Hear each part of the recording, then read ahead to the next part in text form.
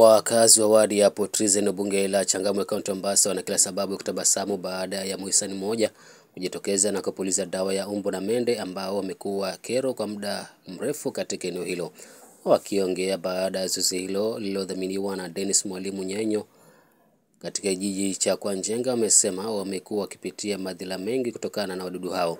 Wakiongozwa na mzee Abed Njenga, wamesema hakuna kiongozi aliyewakumbuka kutokana na madhila hayo yaliyokuwa yakiwasumbua kwa kipindi kirefu. Mimi ndio mzee wa nyumba 10 hapa Kwanjenga. Zoezi hili hatujawahi kuona zoezi kama hili. Tusaidia mbu pia walikuwa wengi, makomba mwiko. Sasa hii naona hakuna kiongozi mwingine ashawahi kuja kufanya zoezi kama hili. Huyu ni mwaniaji wodi wa upande wa Potrizi huku Bwana Deno peke yake. Kwa upande wake mkazi wa kijiji cha Lilongwe Ali Baba amesema zoezi hilo limesaidia wakazi takriban vijiji 10. Kwanza nafurahia kwa kiongozi ambaye amejitolea kwamba kutusaidia kutupigia dawa katika majumba, na tumeona katika muda wa miaka yote iliyopita kupata viongozi kama hawa ni ngumu, na pia tumeshukuru sana kwa sababu tumeona ujio wake katika vijiji ambavyo wametembea, hasa katika kijiji ambacho mimi niko, ni kwamba kweli maradhi yameanza kupungua, malaria zimeanza kuisha, na pia tumeona kwamba kuna natija katika ile shughuli anayofanya. Sasa sisi kama wakazi wa Potrizi tungeomba kitu kimoja, tunaomba county government iweze kuingilia kati katika mambo mengi kuhusiana na masuala haya ya fumigation. Inafikia mahali unakuwa tunajaribu kutafuta access ya fumigation, lakini kuna mvutano.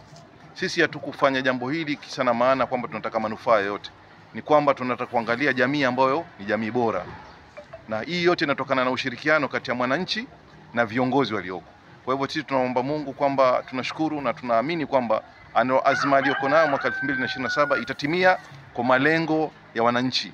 Na pia katika upande mwingine ni kwamba tumeona masuala ya mitaro. So tuna request kama ikiwezekana county government ishirikiane na huyu kiongozi, ili ikiwezekana wamshike mkono, waweze kuona kwamba masuala ya infrastructure na hii mitaro itakuwa inapeleka maji wapi.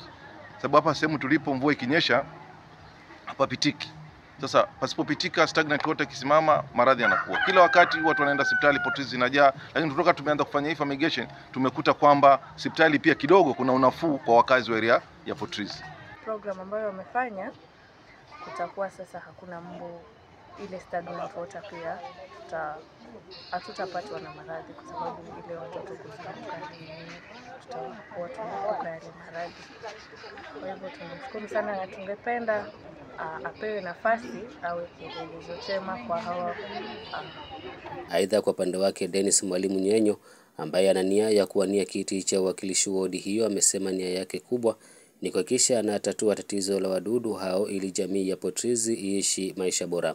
Hata hivyo, amewataka wadau mbalimbali kujitokeza kupiga jeki zoezi hilo ili liweze kufanyika kila mara na kusaidia wananchi. Zoezi tumelianza kwa kuwa we have been tired of the environment being inhabitable. Watu wetu wanateseka, mchana unateseka na kazi, jua ni kali Mombasa tunavyojua, hali hazipendezi kiuchumi. So haiwezekani kwamba kila ikifika jioni mtu akitaka kupumzika hawezi kupumzika kwa amani. Tukachukua jukumu tuanze zoezi hili. Na hili zoezi tunapigana na moja, mbu; pili, kunguni; na komba mwiko, ili tuhakikishe mazingira yanapendeza na watu wetu wamekaa kwa mazingira yanayofaa, tukijua kwamba magonjwa ni mengi. Vita vyetu tunapigana na root causes ya hizi shida. Malaria inasababishwa na mbu, so vita vyetu tunapeleka kwa mbu, tuhakikishe mbu zimepungua. Kunguni nao na maradhi yake, komba mwiko nao na yake.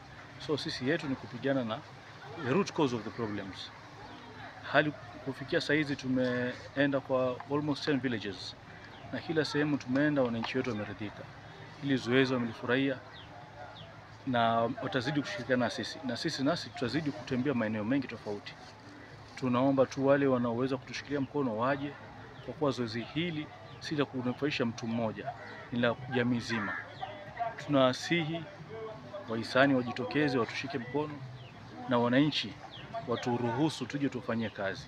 Ali Vincent, Benvin TV.